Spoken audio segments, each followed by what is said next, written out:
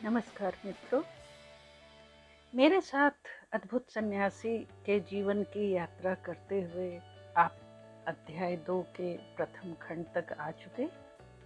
आगे की यात्रा हम साथ साथ शुरू करते हैं। सच्चे गुरु की खोज में नरेन भटकता हुआ अंततः स्वामी रामकृष्ण परमहंस के पास पहुंचा और धीरे धीरे उसका विश्वास स्वामी जी पर जमने लगा। गुरु को परखने और पूरी तरह स्वीकारने में नरेन को पूरे 6 वर्ष लग गए। इस बीच उसने स्वामी जी से मिलना नहीं छोड़ा। वह जिन विषयों पर सहमत नहीं होता उन पर गुरु से तर्क करता। एक दिन स्वामी रामकृष्ण परमहंस ने पूछ ही लिया, यदि मेरे विचार से सहमत नहीं है तो फिर तो आता क्यों है? आपको देखने के लिए, आपकी बातें सुनने के लिए नहीं।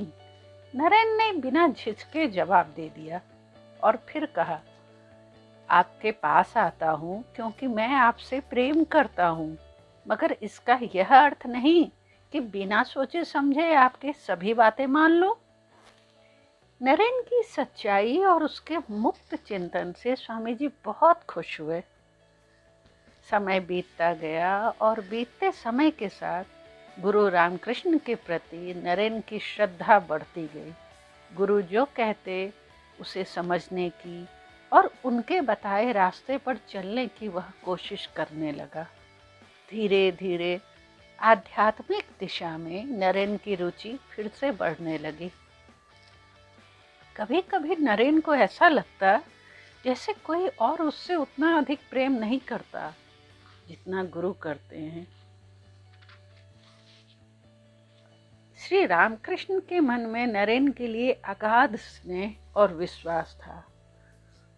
उन्हें यह आभास था कि नरेन आगे चलकर महान कार्य करेगा। उसके गुणों की चर्चा वे बाकी शिष्यों से भी करते। एक बार गुरु रामकृष्ण ने नरेन से कहा, इस दुनिया के 2 करोड़ लोगों में से एक भी मनुष्य ऐसा नहीं मिलेगा जो ईश्वर में ठीक ठीक विश्वास करता हो। नरेन को गुरुदेव उसकी समझ के अनुरूप ही समझाते।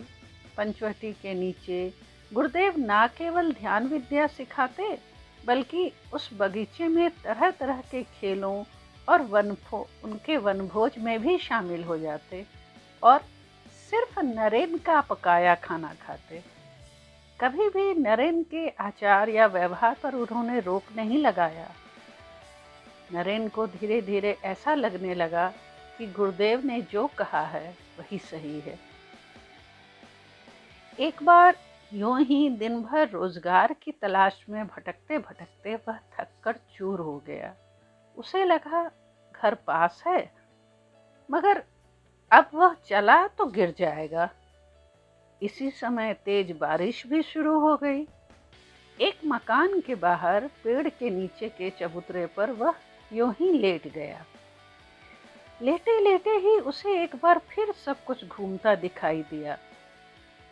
कई बड़े प्रश्नों के उत्तर अपने आप सूझ गए। उसे लगा कि अब उसे संन्यास ले लेना चाहिए।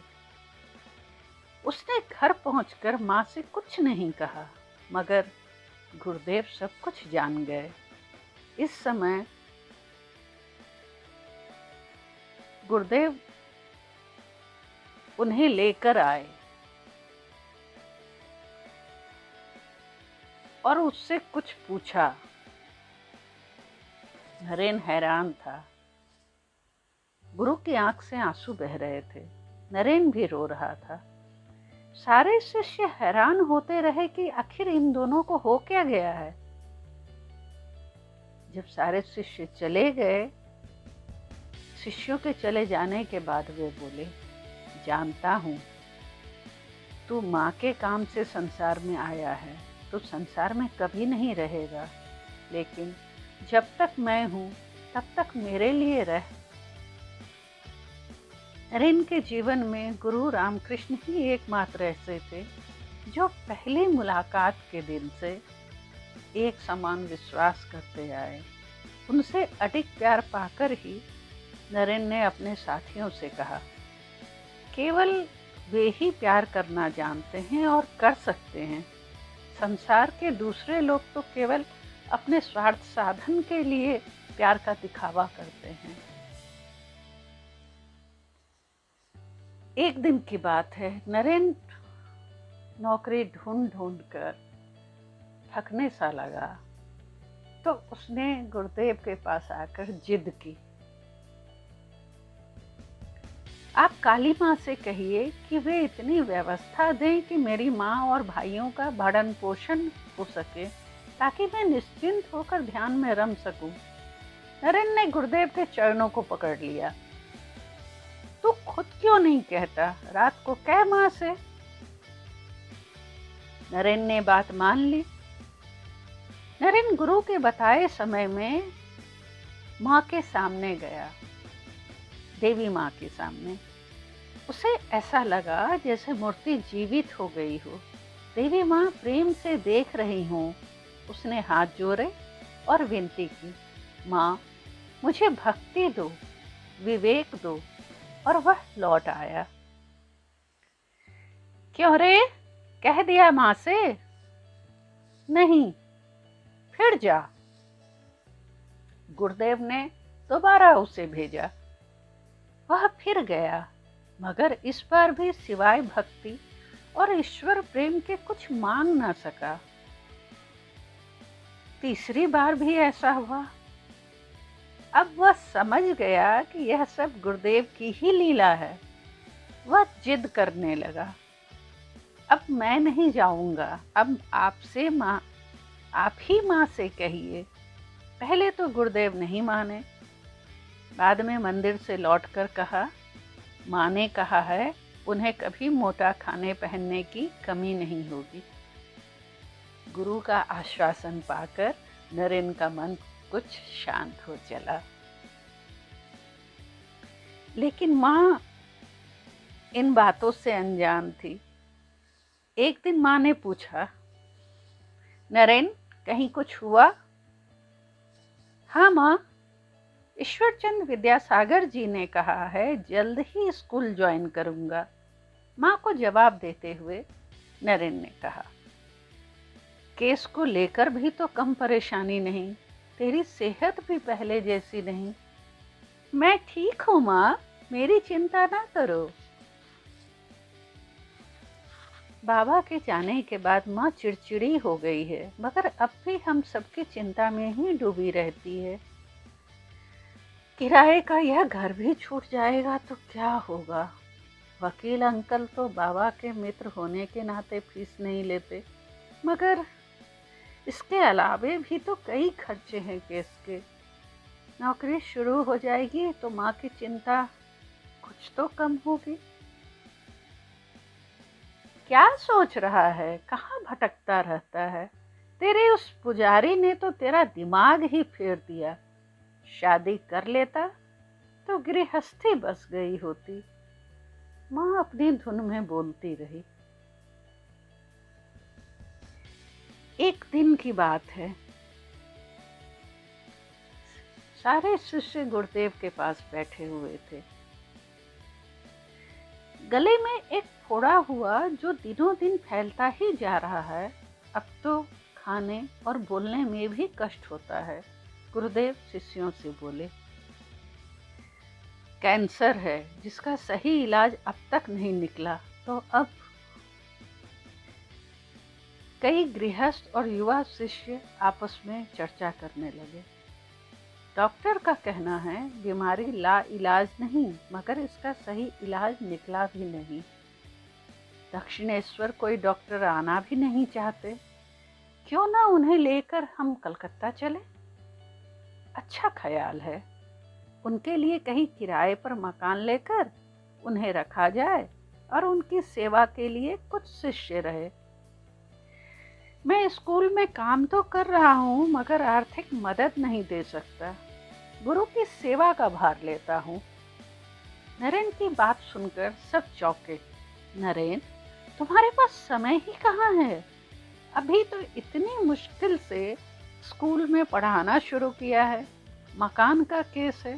तुम रामदा, किसी एक से तो वैसे भी नहीं होगा, मगर कोई एक तो हो जो गुरुदेव के खाने पीने, उनकी दवा आदि पर पूरा ध्यान रख सके।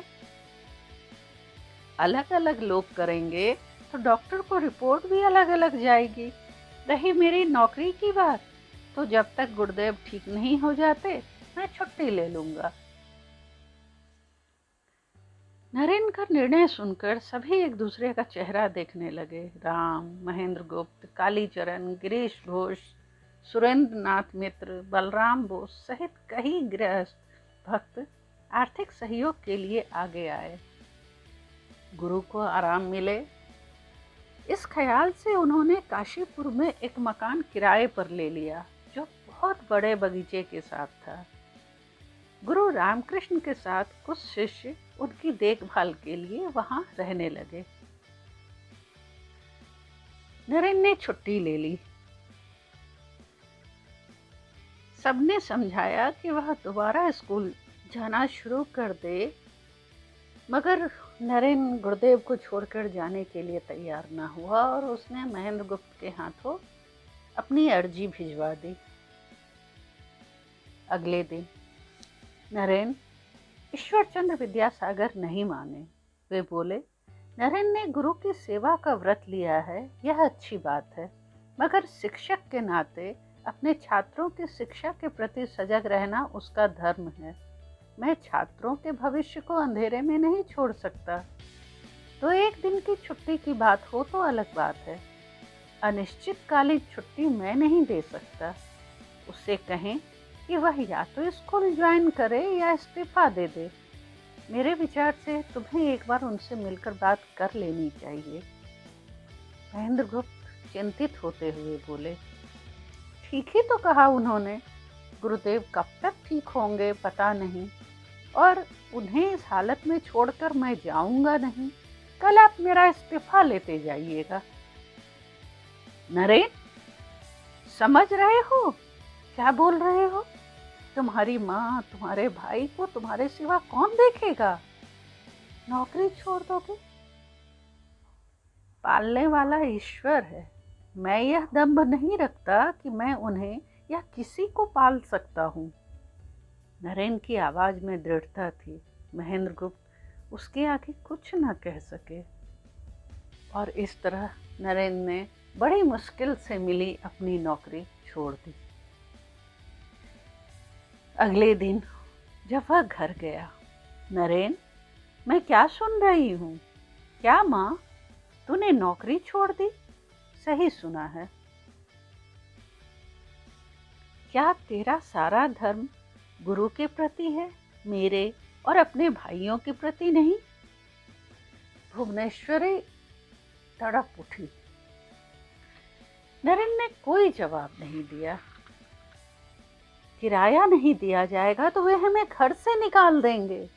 कहाँ जाएंगे हम? कभी सोचा है? नरेन चुप रहा। कहाँ जा रहा है? वकील के पास, फिर गुरुदेव के पास लौट जाऊंगा।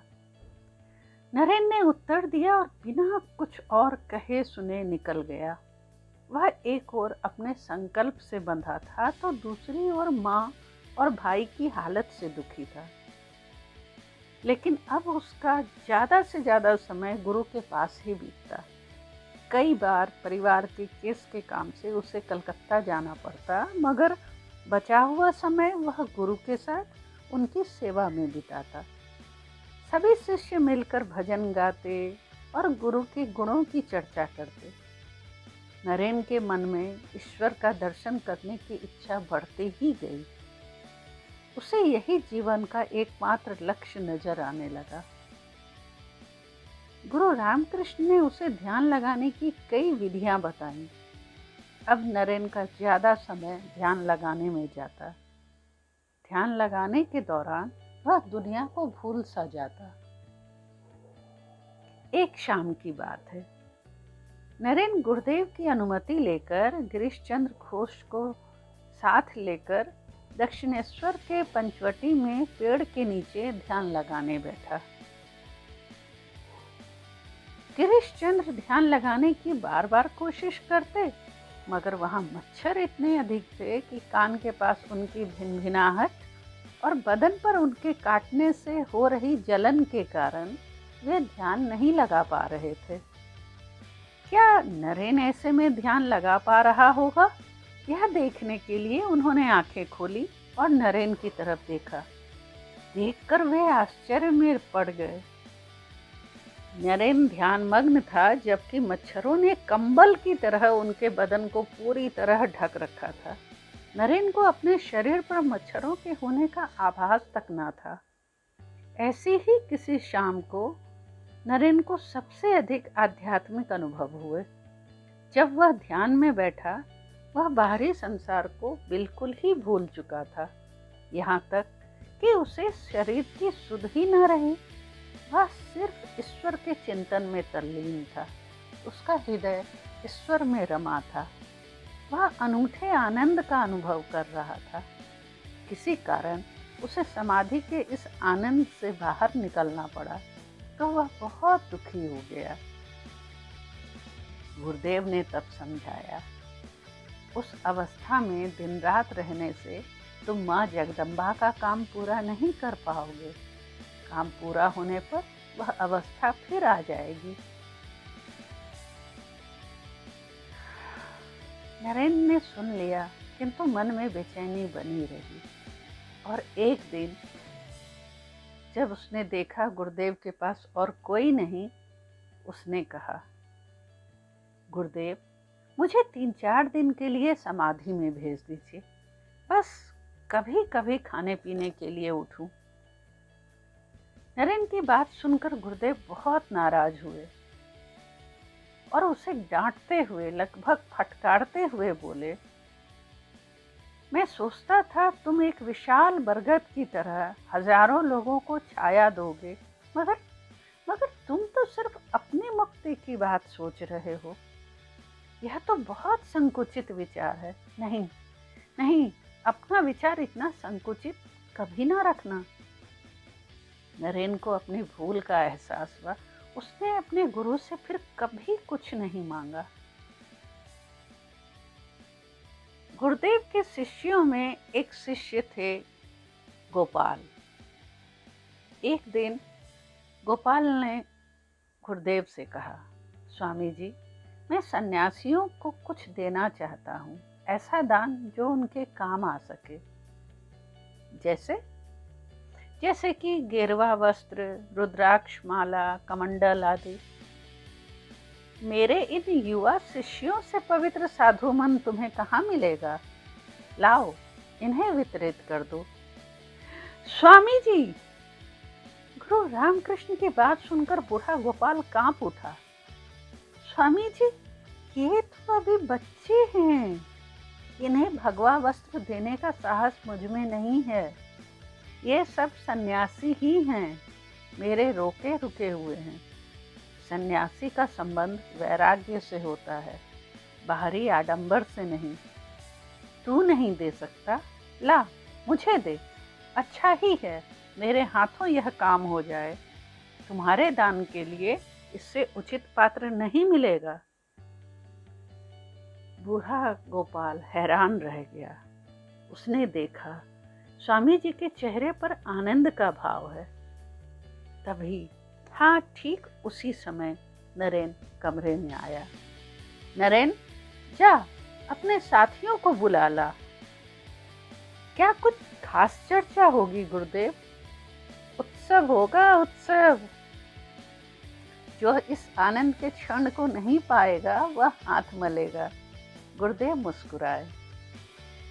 उनके आदेश पर नरेन सभी युवा शिष्यों को बुला लाया, जो अपना घर बार छोड़कर स्वामी जी की सेवा में दिन रात लगे थे। राखाल, शरद, शशि, काली, लाटू, निरंजन, बाबूराम, योगेंद्र, तारक सभी आ गए। गुरुदेव के आदेश पर बूढ़ा गोपाल सन्यासी वाले कपड़े और अन्य चीजें भी ऊपर स्वामी जी के कमरे में ले आने नीचे गया। उसका मन अब भी अधीर था। वह पछताता रहा। बेकार ही गुरुदेव से चर्चा की। ये बच्चे और सन्यासी, नरेन पर तो घर की भी जिम्मेदारी है, कैसे निभाएगा वह? दोहरे पाठ में पढ़कर उसका मन कमजोर ना पड़ जाए। उधर कमरे में सब निश्चिंत भाव से बैठे थे। स्वामी जी ने सारी चीजें अपने पास बिस्तर पर रखवा ली। सबसे पहले उन्होंने नरेन को बुलाया और गिरवा वस्त्र, माला आदि सौंपते हुए बोले, नरेन, यह ले उत्तम उपहार, माँ का आशीर्वाद और मेरा उत्तराधिकार संभाल। नरेन की खुशी का ठिकाना ना रहा। वह आगे बढ़ा और ठाकुर से यह अद्भुत उपहार ग्रहण किया। उसके बाद एक एक कर सभी को बुला बुला कर ठाकुर देते गए। बूढ़ा गोपाल मन ही मन प्रार्थना करने लगा कि ठाकुर की यह कृपा उस पर भी हो। और अंत में एक वस्त्र और एक माला बचे होने पर गुरुदेव ने उसे पुकारा तो वह मानो निहाल हो गया। सभी ऐसे खुश थे मानो अनमोल खजाना मिल गया हो। अंत में गुरुदेव नरेन से बोले, नरेन, इन्हें मैं तुम्हें सौंप रहा हूँ। मेरे ना रहने पर भी इनकी साधना बंद ना हो, ये संसार में लीन ना हो जाएं, ध्यान रखना। नरेन ने गुरुदेव की ओर देखा और सिर हिलाकर हामी भर दी। उसे लगने लगा था गुरुदेव अब अधिक दिन उनके बीच नहीं रहेंगे। गुरु के प्रति नरेन का सेवा भाव और नरेन के लिए गुरुदेव का प्रेम सभी जानते थे। किसी को ना चिढ़ थी ना ईर्ष्या। लेकिन जो भक्त धन से मदद दे रहे थे उनमें रामदत्त सबसे अधिक मालिकाना अंदाज में बोलने लगा था, जो युवा सन्यासी सह नहीं पा रहे थे। गुरुदेव की हालत दिनों दिन बिगड़ती जा रही थी। अब वे रोज शाम को नरेन को अकेले में शिक्षा देते। ऐसे ही एक दिन उन्होंने नरेन से कहा, पद्मासन लगाकर मेरे सामने बैठो। नरेन ने ऐसा ही किया। उसने आंखें बंद की। अचानक उसे लगा जैसे बाहर से कोई दिव्य ऊर्जा शरीर के भीतर प्रवेश कर रही है। अजीब सी झंझनाहट वह महसूस करता रहा। थोड़ी देर बाद जब उसने आंखें खोली तो गुरुदेव को बिस्तर पर निढाल पाया। उसकी आंखों में आंसू थे। नरेन हैरान हुआ कि गुरुदेव को क्या हो गया। गुरुदेव धीरे से बोले, मैंने अपनी सारी सिद्धियां और माँ काली को तुझे सौंप दिया। मैं तो कंगाल हो गया रे। वह रात बड़े कष्ट से बीती। दूसरे दिन आधी रात के बाद गुरुदेव की तबीयत बिगड़ी और वे शांत हो गए। सुबह होने में देर थी, फिर भी नरेन के कहने पर गुरु माँ को बुलाया गया। माँ गुरुदेव को देखते ही चीखी, माँ तुम कहाँ चली गई माँ? और लगभग अचेत होकर गिर गई।